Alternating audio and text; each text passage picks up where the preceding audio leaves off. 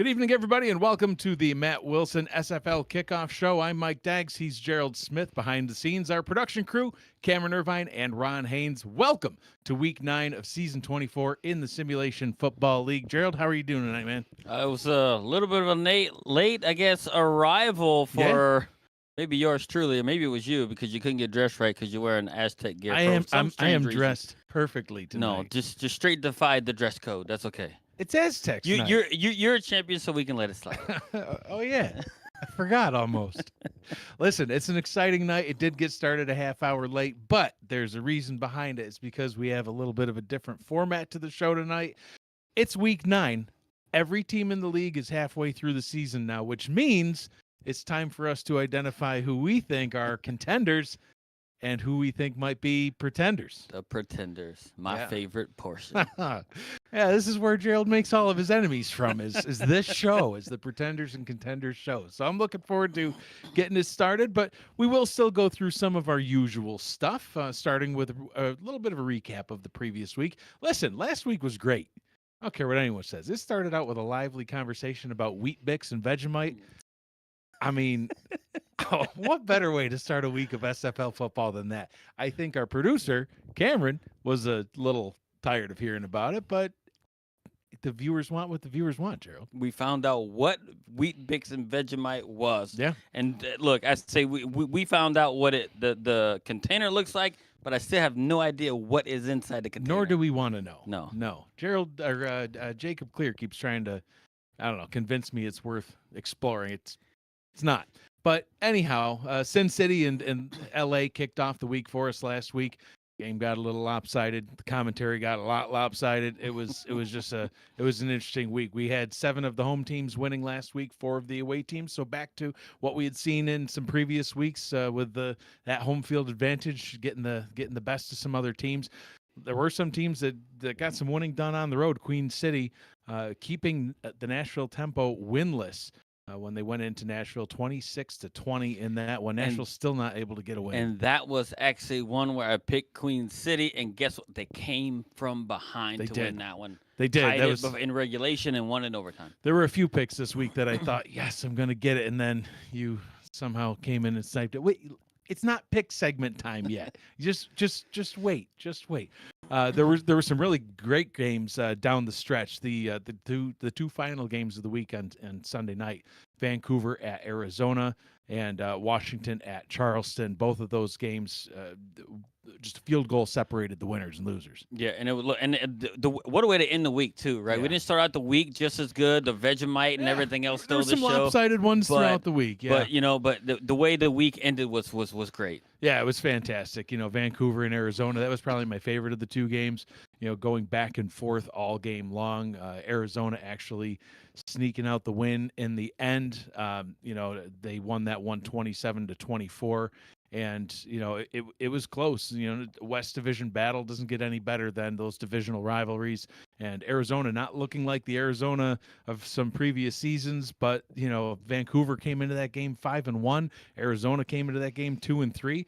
And Arizona quieted the doubters. They got the win. Yeah, look, and they did it, and they got it off of a fumble that they had a scoop and score. And it actually, turned into a win for them. Yeah, well. Those special plays helped them out sometime, like when they beat the Aztecs last season because they had the only touchdown in the game from either team, a kick return touchdown. I'll never let, and it was it was a former Aztec that took that kick in. Anyway, you know what? Let's move on. Feelings are hurt. Yeah, I'm still sad. But you got the last laugh, so. True.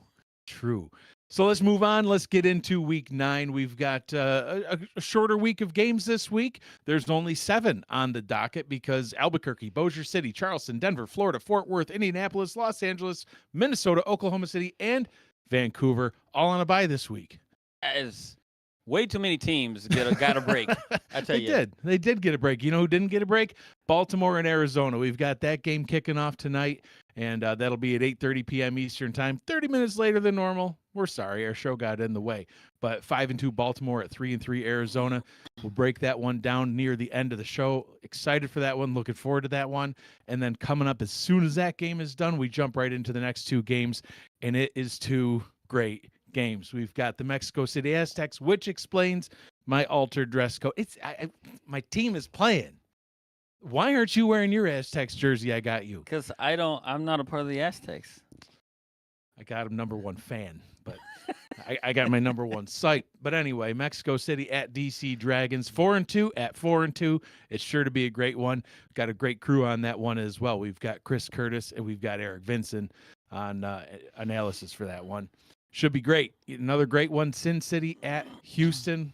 4-3 Sin City, 4-3 Houston, and Tyler Falk and Brett Solberg on that call. Should be a fantastic one. Yeah, look, I think this whole first Friday block is going to be really, really huge. Yeah, and seeing just how they fall, because these are all, all 6 teams playing tonight. I mean, that's a pretty good squads.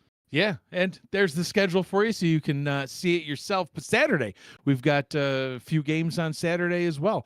Atlanta at Chicago, and listen, a 2-4 at a 2-5 team, that's going to be a good game too. So somebody's got to get that third win. Somebody's going to get it. And spoiler alert, we don't agree on the pick.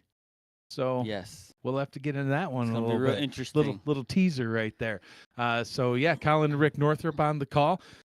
Colin not able to do his game last week. Wasn't feeling too well. Looking forward to getting him back in the booth this week. No excuses this time, Colin. Come on, man. Just, blow your nose, shake it off, get back in the booth. Rub some dirt in it. There's work to do, son. 6:45. We got, I don't know what that was. Lexington at Queen City.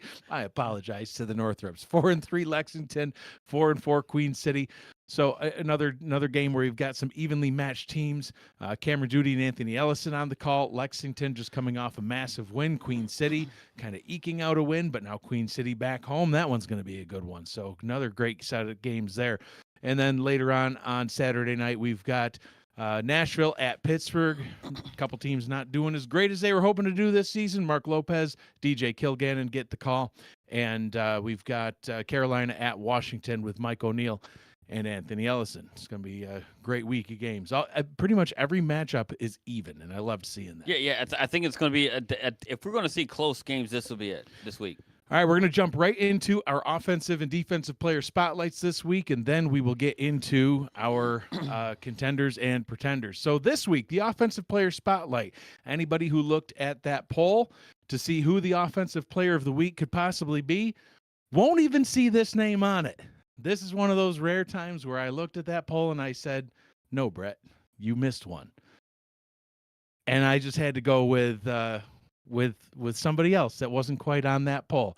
And who is that person?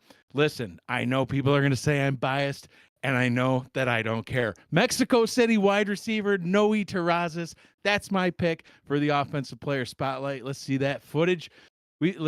Noe Terrazas, he joined the league all the way back in season 14 with the Sioux Falls Sparrows as a tight end. # throw it to the tight end. He converted to a wide receiver in season 17. He spent 7 seasons with Sioux Falls before joining the Motor City V8s in season 21. Then he joined the Aztecs in season 22. He's now in his 3rd season with the team. He made such a huge impact in this game. And as you watch this footage, you'll see one-on-one matchups are where he thrives. He's just got the size. He's got the speed. He can outrun defenders. He can box out defenders. You saw him in that first clip with the one-on-one. He just simply used his big body to get in the way of the defender. Here's where he thrives too. Run blocking. Forget my silly player that's a right tackle who can't block for nothing. Noe Terrazas took this guy right out of this play. Ray Bentley was on the poll for player of the week. And I think that a large part was due to Noe Terrazas and his blocking. But look at this. Another one-on-one just beats him right down the sideline. 3 receptions, 65 yards, and a couple of touchdowns. And that's only the half. So what does he do here in the second half? Just comes right back out, picks up right where he left off. These one-on-one matchups, breaking tackles. He can't spin for nothing. We've got to tell him to not even try that. Just use your speed and keep going. He tries to spin. It's just, it doesn't work. But then beating that coverage, getting those touchdowns, 3 touchdown receptions on 5 catches. Gerald, when more than half of your catches are touchdown catches, and you still get over 109 yards. See, he's waving goodbye to, saying hi to his mom. That's a classy guy right there. Listen, 5 catches, over 100 yards. More than half of those catches were touchdowns. That's how you get that nod for offensive player of the week. Even if you're not even on the ballot, 5 touchdowns on the season now, third best in the league. He's got over 7,300 yards on his career. He's got 38 touchdowns on his career as well. Only one All-Star appearance that was in his first season with Mexico City. That will not be his last. And I can't agree more. I watched this game because I was trying to see how the Louisiana team, Bossier City, was going to stack up against the champions, and you guys just dominated them, just ran them right out of the stadium. And why? Because of this right here, the connection between him and the quarterback. You wearing his jersey, Jordan Sipe doing the things that they did, and it shows how much of a mismatch he can be in one-on-one, and it showed. 5 catches, 3 touchdowns. I'd take that every day. Yeah, absolutely. So, I mean, it was one heck of a game. I loved seeing the touchdown catches, but, as the offensive coordinator, I'm always looking at the totality of the offense, and really where I thought that he thrived the most was even in the run blocking game. Like I said, that one clip that we saw, he takes defenders out of the game, and, I can just go ahead and retire my right tackle. We don't need him. He actually locked him up. Locked him up. And he didn't go nowhere. I'm like, wow. He was stuck. It's impressive. Yeah, it was great to see. So, all right, let's get into our defensive player spotlight. And for me, and people may hate this one too because of who you picked to start this. Oh, well. So, my pick is Mexico City linebacker number 40, John Fowler. Get him, John. And we're going to explain why. Look, he's got 9 tackles, 2 assists, 1 sack, and an interception right here.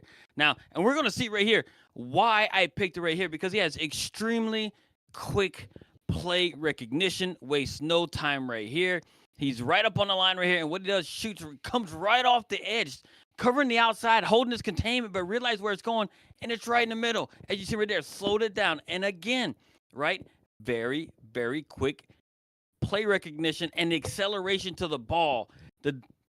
The offensive player barely gets past the line of scrimmage, and he meets him and knocks him down. Nice open field tackle there. Here it is. And what does he do right here? Look, he does it right there again. I'm like, it's just a thing. Like, I look at it, I'm like, it's just so how he can just lock up the inside and also play the outside as well. Yep. And this is something that is very, very unique for a linebacker as well. To be able to drop back in coverage, hold back this from the field, and actually, make it, keeping his eyes on the quarterback and see where the ball's going, and holding his zone in place and just picking it off when he, it's able to get his hands on it. And what's he do? He takes off and running. Didn't quite get the pick 6 that I'm sure he wanted, but he got that interception, right? And this right here is something that is amazing right here. Extremely quick. The offensive lineman had no time to react, and that's a tackle trying to come over to grab him way late. So it was a missed, some mix-up on their end, but it was because he was so fast getting in there and making that happen. What he does, he says, waves to mom, says, hi, mom, and does it. Look, his stats may not show it each and every week, but me watching this Mexico City Aztec defense, he's a very, very huge part of the success of this defense. And his stats this season, right, it won't crazily jump out at you, right? He's got 43 tackles, which is pretty good, right? He's got a sack. He's got 9 TFLs and 2 interceptions. Last season was his first season he was voted in as an all-star. Yeah. And if he keeps playing like this, right, if the way I do things, I like the eye test stuff, right? If he keeps playing like this, he makes much more of an impact, even though he is not actively involved in every single play near the ball carrier, stuff like that. But seeing him play that way, this could be another one of the seasons where he might get his 2nd consecutive all-star nod. He very well may. A huge part of the defense, him and John Osiris, the two of them combined together. The 2 Johns we have there at linebacker. We weren't very creative. We just, who do you want to sign at linebacker? John. Which one? I don't know. Both. John. Yeah, either one, both, I guess. Yeah, listen, they both play outstanding, and even you brought up a good point. Even if the stat line doesn't necessarily read it, they might not get to the quarterback on every play, but if they're blitzing, they get close. They force that pass early, and that was kind of one of the things that Ramos was hoping for in that game plan last week. We did not want to give Johnny Pickler time in the pocket. We've given too many. Listen, the Lake Man, we love the Lake Man, right? Except for when I'm playing Houston, then I'm not a big fan. And he had 3 business days back there in the pocket to just stand there and find who he wanted to throw it to, chuck it downfield. He tore us apart. We said, we got to make a change. We started sending the Johns after the quarterbacks. It's working great. Fowler had a great week. Osiris, it wouldn't surprise me if he gets picked by you at some point this season as well. Just have to wait and see how the season unfolds. But listen, I'm sorry that this has been a very Mexico City themed show, but I mean, it is the Matt Willson SFL Kickoff show after all. Got to go after his namesake. we'll move on. We won't talk about the Aztecs Correct. again for Let the it go. whole Let rest it go. of the show. Let it go. So, all right, the streets are talking community vote week. 8 voting results. There were 66 total responses. Who did they pick on offense? Not Terrazas. He wasn't on the ballot, much to my dismay. But there was a lot of close voting in this one. Lexington quarterback Kenny Slider ultimately gets the nod, but he had 18 votes along with Minnesota quarterback Johnny Reno, who also had 18 votes. And then we had Gerald be the swing vote and said, which one do you think? Who would you have picked? You went with Slider. Yeah, and I went with Slider. Why? Because he had a near perfect QBR and he was really efficient in the things that he did, right? And I just need to get my behind in there and just vote for these darn That would things. help. Then we wouldn't So need we don't swing have votes. to go the night of swing vote deal. It's kind of crazy and nuts. But look, in this one, of all the people that were there, Kenny Slider would get my vote out of all of them. Yeah, absolutely. Ashley Jackson came in third in the voting with 16, so she was only 2 votes away from the top spot as well. So very tight race this week. And on defense, the winner was Indianapolis outside linebacker Kenneth Gatson Jr., who had 27 of the votes. That was 40%, so kind of ran away with it. Honorable mentions to Ben Charbs and Albert Begin with 14 and 13 votes each. Yeah, my guy was on the ballot, but apparently he finished off the ballot. He wasn't even top 3. I know. Well, hey, listen, all the top 3 players on offense were all quarterbacks. Christian Bachgalupi in the chat saying, geez, quarterback bias. I picked a wide receiver. Back it up if you didn't see the segment. You'll love it. All right, let's get into our contenders and pretenders. We got to rapid fire these because we got to make sure we stay on time. So we have top teams in the league. We have bottom teams in the league. And then we've got a bunch that are just kind of floating right around the middle. Who are the contenders out of that bunch? And who's the pretenders? For me, I'm going to jump right into it. My first contender is Lexington with the Lexington Miners. They're currently at 4-3. They're facing 4-4 Queen City this week. They've been up and down throughout the season. It seems like they either blow out their opponent or they get blown out themselves. There's really not a lot of in between with them. They had a close one in week 1, but they did beat Baltimore 21-17. That's an impressive feat for any team, especially one that went 7-5 the previous season and lost in the playoffs. You start off this season by beating a team like Baltimore. That makes a statement. They followed that up by shutting out Oklahoma City 23-0. But then Sin City said, hold my beer. I think we could talk about beer on the show. We can. Nice.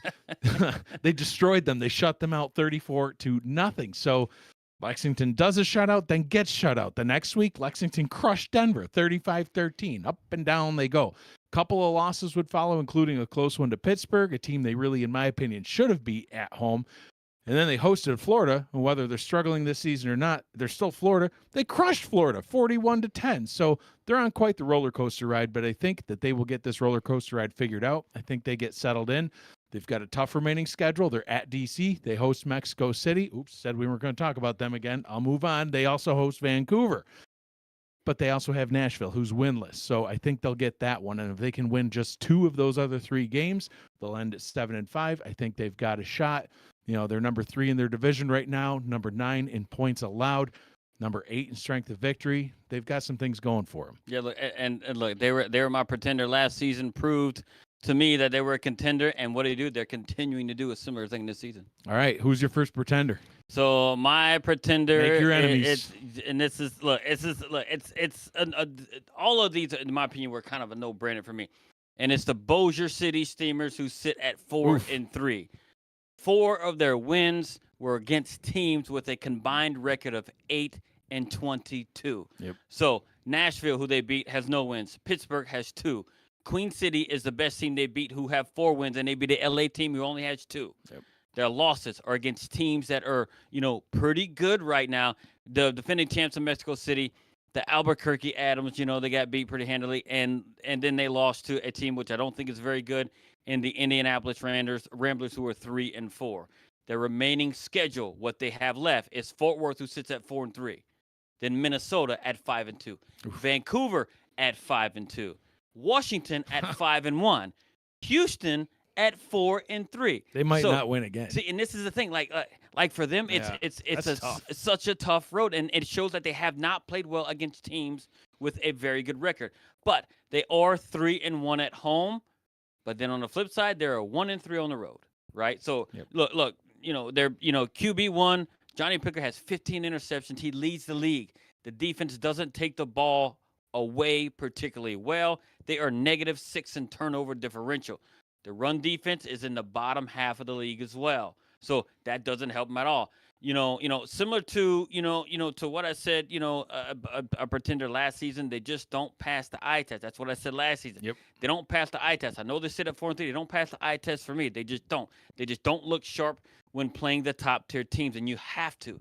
They could end at best, in my opinion, 6-6. Mm-hmm. But I think it's more like 5-7. But what I really think they're going to end up is 4-8. I do think at best, per my opinion, 5-7 for them. I think what I really do think they'll finish is 4-8. Bossier City teamers, you guys are pretenders. And I'm just going to say this because there is some merit to the way that you analyze these teams. One of your pretenders last season was Nashville. Nashville was 5-1 at the time. And I think a lot of people, myself included, thought I was nuts. Really? You're picking a 5-1 team and calling them a pretender? They have played 13 games since Gerald dubbed them a pretender. They've won one of them out of 13. So pretenders, take note. Maybe make some changes because Gerald's got your number, it seems. All right. Contender number 2. Who is my contender number 2? Give me the Denver Night Wings. It's another 4-3 team that I think can get it done. Like Lexington, it's been a roller coaster ride for them. Maybe a little less chaotic than Lexington, though. They started off 2-0. Then they had a 16-0 shutout of Carolina in week 1. Carolina's a good team. Close loss to Washington in week 3. It's another good team. And then another loss to Lexington in week 4. It was a bad one, 22 points. I mentioned that in the last segment there. But then they got things figured out. They won 2 in a row against Pittsburgh and Indy. Granted, they're both teams with a losing record. And then they lost to Fort Worth last week, a team with a winning record. But now they sit here at 4-3. So what do they have coming up? They're at Minnesota next week. That's tough. That's going to be a hard game. But then they have Atlanta, Charleston, and Oklahoma City ahead. Those teams have a combined 4-16 record. They should be able to get some wins there. Then they host 4-3 Houston in that mix as well. If they can beat Atlanta, Charleston, and Oklahoma City, those 4-16 teams, even losing to Minnesota and Houston, might still be enough for them to get into the playoffs. And then once you're in the playoffs, listen, it's a whole new season at that point. It's anyone's game. They're looking the best right now since they looked in season 16. And what'd they do in season 16? Well, they won the championship that season. And, they're just outside the top 10 in points scored. They are top 10 in points allowed and in net points. And, when you look at their strength of schedule, strength of victory, they're right up there near the top 10. Their strength of defeat, the teams they've lost to, they're seventh in the league, 8th in points allowed, 7th in net points. I mean, they're definitely capable of getting it done. It's not a guarantee, but I do think that they are a team sitting there in the middle that could be a contender. Yeah, look, and I would agree. I do think they kind of are a contender because they are on a upward trajectory more than what they have been last season. They changed coaching. I think they have better coaching. I think they have better players now too as well. So I agree. Brett Solberg doesn't. He says, Dags, you surely have to know that Denver are frauds. Maybe he should be doing a contenders and pretenders. Let me talk about the frauds. Well, so why don't you get into pretender number 2? So my next pretender is going to be an unpopular decision. I think everybody's going to know when they hear me say it. The Florida Storm, who sit at 4-3. The Storm have beat one team with a winning record so far this season. That was Sin City in week 2. Yep. And they shut out Nashville. But who hasn't beaten Nashville this season? So that's not really any accomplishment that anybody needs to hang their hat on. You are so brutal. So, look, and they lost the last 2 games by multiple scores and just flat out got outplayed. And they didn't care whether they had Ron Cochran in there or not. They just got beat bad. They did. The remaining games won't be easy. Who they have left? Albuquerque at 6-2, Fort Worth at 4-3. And I'm yet to get to this other squad and all the other squad I'm talking about, but Arizona sits at 3-3. Yeah. Indianapolis sits at 3-4, and Baltimore at 5-2. Look, they're likely to get 2 wins, in my opinion, at best here. Granted, the teams that they're playing, all the losses that they have had have come on the road. But as we know in this league, you have to be able to win on the road to be considered elite. Despite their history, this season they are far from elite. The offense and the defense is ranked in the bottom third of the league, when historically they have been in the top third of the league in all these statistical rankings. Look, given how they have looked this season, they run the risk of missing the playoffs for only the third time in their multi-season history. I think it's 16 seasons history. In my opinion, the Florida Storm will finish 5-7 and 6-6 at best. Pretenders, Florida Storm. Merrick Itera in the chat says, "Oof, wouldn't want to play the Storm after Gerald called them pretenders." I mean, you basically you're pulling the pin on grenades, just tossing it in rooms and being like, "We'll see y'all later." Boom, close the door. And I just want look. Somebody's got to be honest with these people. Look, I'm not gonna lie. I'm critical of my own team too. Look, oh yeah, we would turn around and we look like trash and say we look like trash. Yeah, we're just terrible. Yeah, right. And if I see this don't look like any Florida Storm team that I've seen do anything good this season. Yeah, they won games, but they're sit at 4-3. They got 4 wins, 3 losses. But I'm like, they just don't look like they have it. Yeah, I don't know. They have not looked quite the same. We'll see if they can get it turned around, or we'll see if you're right. We should have done too. We should have revisited our contenders and pretenders segment from last season. And Carolina and Lexington made me look bad because they made the playoffs. Oh yeah, you only got one right. Then. I got it right. Yeah. It's like your picks at the end of the show. That's all that matters. Oh. I'm right. All right, I've got one last contender for y'all. And this one, listen, we are kind of revisiting last season because I picked this team as a contender last season too, and they did make the playoffs. And it pains me to do this. Fort Worth, give me Fort Worth Toros. They're my last contender here that I'll pick of the season. They're also at 4-3, right there, smack dab in the middle. Much less of a roller coaster season than the previous 2 contender picks. They started off with a huge win over Los Angeles, with their defense scoring just as much as their offense did. And that's not even the only time that the defense scored touchdowns like that this season. They do it all the time. They did come back down to earth in week 2. They lost to Baltimore by 20 points, and then a close 1-point loss to Carolina in week 4. And, they followed that up with a 1-2 start up by beating up on the defending Mexico City Aztecs by 2 scores. It's the first team in 2 full seasons to beat the Aztecs by more than just 1 score. Then they beat Houston by 26, back-to-back division wins. That's just something that you need to do if you're going to end up winning these championships. They'd lose to DC the next week, but then they'd get back on track beating Denver last week. Coming up, Bossier City, Washington, Florida, Pittsburgh, Albuquerque. It's a tough schedule for sure, but I think they'll beat Bossier City. We talked about that already. I think they'll beat Pittsburgh. Pittsburgh's just not having quite the season I think that they hoped for. Both of those teams are on the road as well. Then they'll need just 1 win between Washington, Florida, and Albuquerque, all of whom have to go to the Stockyards in Fort Worth and play them there. That'll get them to 7-5. Won't be easy, but it hasn't been easy. They're number 5 in strength of schedule, strength of victory, and strength of defeat. And oh yeah, by the way, they're number 3 in points scored, number 6 in net points. I mean, they are putting points on the board, offensive, defensive, doesn't matter. Points are points. They're getting them up on the board. Their net points 6th best in the league. Fort Worth is a contender. Look, and when you're playing a division right now in the South Division, I know because they beat us right out of the league. It's a very tough division. Everybody in that division right now sits at a winning record. So them playing a tough town to do, it makes you a different team when you play other teams as well. So yeah. I agree with that one. All right, we got one door to open up and throw a grenade in left for you. This one's the biggest grenade of all. Who's your last pretender? My last pretender is the Arizona Scorpions, who sit at 3-3. Now, I have to ask the question, has Eddie Gage lost his way in coaching? I think so. Ouch. Even if it's just for this season, right? Look, they lost to all teams with they lost to all these except for Vancouver, who they ended up beating, which they needed a scoop and score on a fumble to do so, right? You need those breaks and everything else, and they got one. In those losses, they have lost by 1 score. But a loss is a loss. It don't matter how much you lose it by. A loss is a loss. Blowing up. Now, the remaining schedule, right, okay, has 4 teams with winning records. Baltimore, that they play tonight. Yeah, coming up next. 5-2. Minnesota, 5-2. That's a tough The other one. pretender in Florida at 4-3. So we don't know how these pretenders are going to shake out. That's a 50-50 game.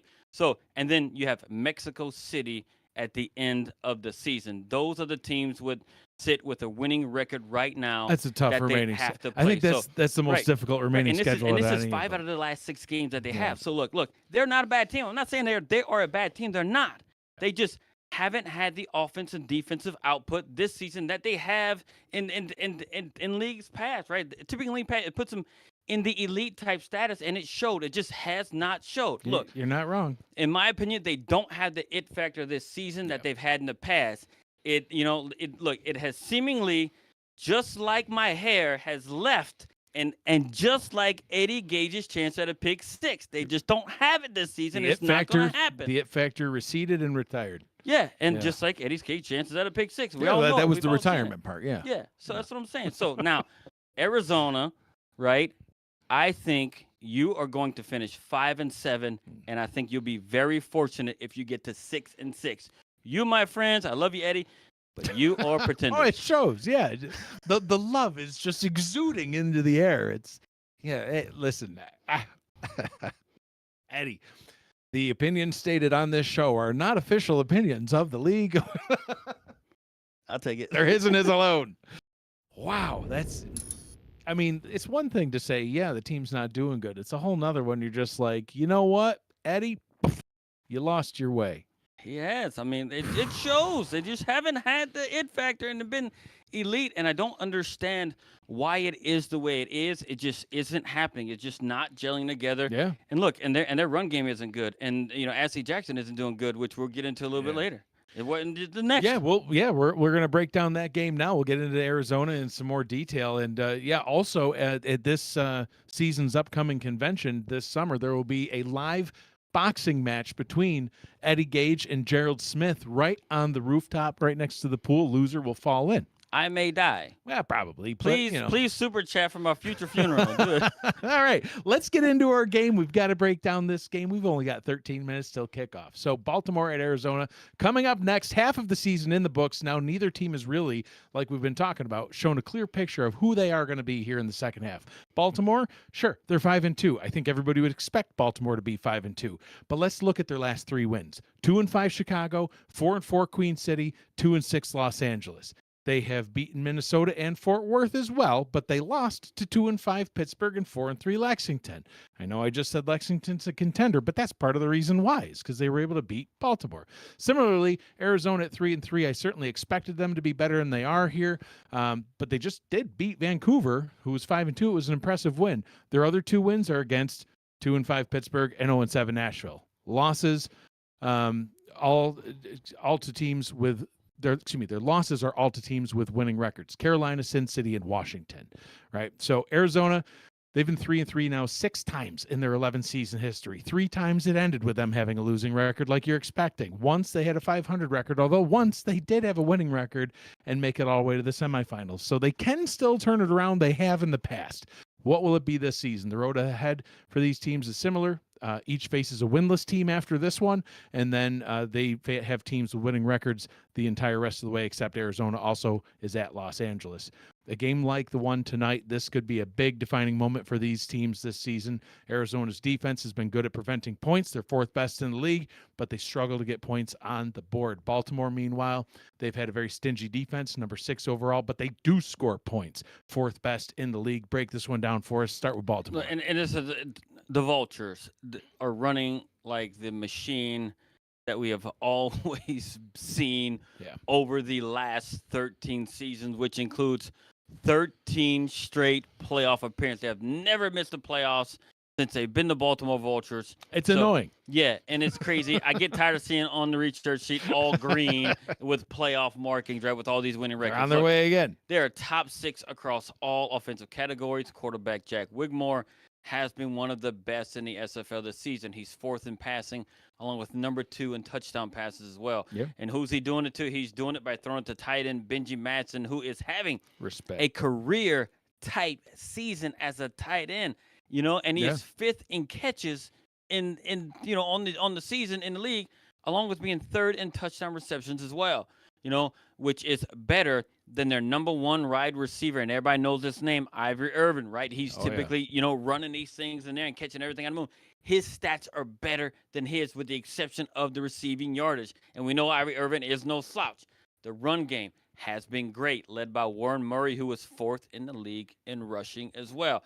Look, at times, in my opinion, I look at this offense, I'm like, man, they look kind of unstoppable, right? They're just playing at a super high level right now, and if once they start clicking, look out whatever defense that they're playing, because they can present a lot of problems. The defense can present a lot of problems too. I mean, you talk about unstoppable. They looked unstoppable. They're able to force the opposing defense into mistakes, and they just don't miss those opportunities. Number 2 in the league in interceptions, 17 on the season. 17. And 16 of those 17 Jealous. is solely from the defensive secondary. Every defensive back on this team has at least one interception. Yeah. They also pressure the quarterback extremely well. They have 16 sacks on the season through 17 games. 11. This is what I think is most important that a lot of teams don't have.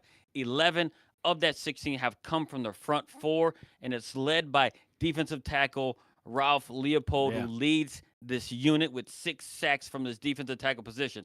Look, and they seemingly, don't have a weakness, right? And look, and that's not even, look, and they typically have really good linebackers there. We haven't even mentioned even the linebackers with veterans like Frank Smith and Alvin Mack, along with Go Revs, who is my man, J Mel himself, Jeff Melanishin, who is converted to linebacker from a safety position when he does. So they're really doing really good things in Baltimore right now, and they're just looking kind of like the Baltimore team that's won a lot of championships. They are. But I will still throw back out there, their last 3 wins have all been against pretty low-ranked teams. So are they as good as their record indicates? I don't know. I'm hesitant to even ask you to talk about Arizona. I think you've talked about Arizona enough, but we're breaking down the show, or we're breaking down the game. Break it down. Oh, Eddie Gage. How have the Scorpions struggled this season? And they have not been consistent. Like I said earlier, I'm not saying they're a bad team, but they just don't have the it factor that they possessed in the past, right? Look, and it's hard to put my finger on exactly what is going on, right? And because statistically on both sides of the ball, they are like kind of in the top category of a lot of these things, right? They're kind of up there with everybody else. It's just not gelling well together, except this is, I think, is the most important stat, except for takeaways on defense, which they are dead last. Yeah. They're not taking the ball away, and when you do that, you're allowing teams to get down there and get some points, and your offense is not able to kind of put it together. Look, they need more opportunities for their offense to put up points, right? And they need it, and they need it by taking the ball away. In my opinion, Ashley Jackson has not been as efficient as she has in the past either, and the run game has fell off a bit, which is uncharacteristic of this squad, But right. Like I said, for them not to be a pretender, they're going to have to show it tonight. And if they can win this game tonight, hey, I might be the one looking like I got egg on my face. Well, yeah. Or a punch or some sort of a boxing glove in my face. Boxing matches happen. You know what I mean? But look, if I prove right, I'm like, I told you so. That's what we think. I told you so. Look, and then you'll still get punched. And then if they come out of this and win and elevate, I said, I motivated you, Eddie. You can thank me later. It's all about you. Yeah, of course. Wow. I don't know what I can even possibly add to that. That sums it all up and then some, I think. And listen, the chat's getting it right. America Terrace says Gerald jumping in with both feet. Damon Simeon, Gerald is making enemies tonight. I love it how they're saying Gerald this and Gerald that, and they're leaving me over here on my side. I don't half-ass much, and I'm not gonna do it right here. I said it, and I got to double down on it. That's it. It's whatever. Look, they have to prove it. All right, let's get into our picks. It's almost time for kickoff. So, last week you went 8 of 10. I went 5 of 10. It was not a great week for me. It was 2 weeks in a row now. I've only gotten like half right. We both had a bad week 2 weeks ago. And yeah, it was terrible. Yeah, but this past week you did good. 8 out of 10. I had to come back and say, look, man, I'm all about this. Yeah. I know what I'm talking about. My 3-game lead I had over randomly. You. Gone. I got lucky. I'm 47 and 32. You're 47 and 32. Overall, we still have most of them right. And that's all that matters at the end of the day. There's only 6 games to pick tonight, so let's get through them. We'll start off with Mexico City at DC. Yeah, only because I only made this pick because it was a whole lot of Mexico City love happening in Manwater, Jared. They had to break it up. I'm picking DC. DC's at home. There's too much Mexico City love. He told you we weren't going to talk about him, so I'm trying not to talk about him and talk about DC and the Dragons at home. They're going to burn the Aztecs to the ground. Not quite like that. Maybe that's harsh. But A little bit. DC, Wow. I think it's going to come out. Get it a little squeaker by field goal. Marikai Terra already commented on it way earlier on. If you saw, he posted 2 simple emojis. There was a little dragon emoji and then a skull and crossbones right next to it. That's my pick. Mexico City gets the win, obviously. Sin City at Houston. I get look. Sin City. I think it's not quite the team on the road as they are at home. They are on the road. I like what Damon is doing there in Houston. I think if he puts together a full package, they have a power run style. I think is a good way to get past that tough Sin City defense. I think Houston wins that close one at home. Yeah, I think it's going to be a close one as well. I mean, both of these teams are really good. And I think both of these teams have a lot to play for, in particular Houston, because it's a very, very, very contentious South Division. And the top team and the bottom team still is just barely apart, still a single game difference. I think Houston's going to be able to get the edge at home. I also am going to pick them. They get the win. Atlanta at Chicago. Who do you got? I never thought I would say I would pick this team this season, but you know what? I have to because they looked really good as of late, right? Two wins they in a took row. my advice, got the man Paulie Here we Truth go. involved, and they did it. And guess what? I think they continue it on now with Type Attack doing things with Paulie Truth. That's their huge connection to make them successful. And guess what? I do think they're going to do it at home in Atlanta. They beat Atlanta at home. Well, this is one of the other ones I got to disagree with you on. Listen, I've picked Chicago 2 weeks in a row. They came through for me both times, including once where you picked against. Actually, you picked against them both times, I think. Sure Yeah, did. I got to go with Atlanta this time. I think Chicago's doing a lot of things well. I'm just not sure it's something that Atlanta isn't going to be able to figure out. And I don't know. I think it's also going to be a close one. Listen, all these teams are very evenly matched. Go down to Louisiana to Stack Up Stadium, buy one of them shirts. The only good bug is dead bug. Good bug is a dead bug, and guess what? Chicago's going to prove it. I think Atlanta gets the win. Who knows? We'll find out. Lexington at Queen City. So this was a tough one, right? I know Lexington is a contender, and I do agree. But I think right here, Queen City is really, really good at home. And I think Lexington's not so good on the road. Not as good on the road, but I do think they are a contender. Queen City pulls it together because they had a pretty good win on the road. They're feeling that high. They're going home. They're going to Buffalo. They're in Buffalo. And I do think that, look, they muster the strength and the will to push through and win this game.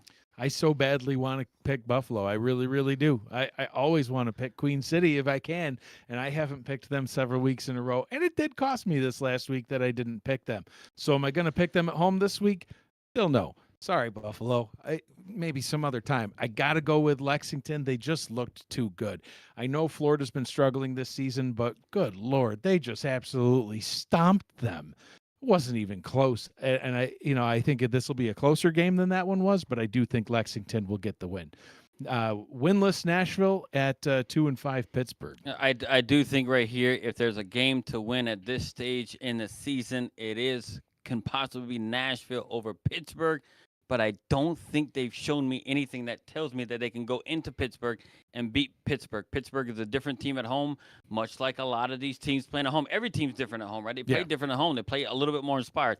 Nashville, I do think, loses their 8th game of the season right here in Pittsburgh. But if they do pull it out, I would not be surprised because Pittsburgh isn't one of those top-tier teams, but I do think Pittsburgh is built a lot to sustain whatever they're going to put out in Pittsburgh. I'll take them. I agree. I got to think that Pittsburgh's going to win at home. Damon Simeon says, Gerald, are crawfish really bugs, or are they only bugs of the swamp?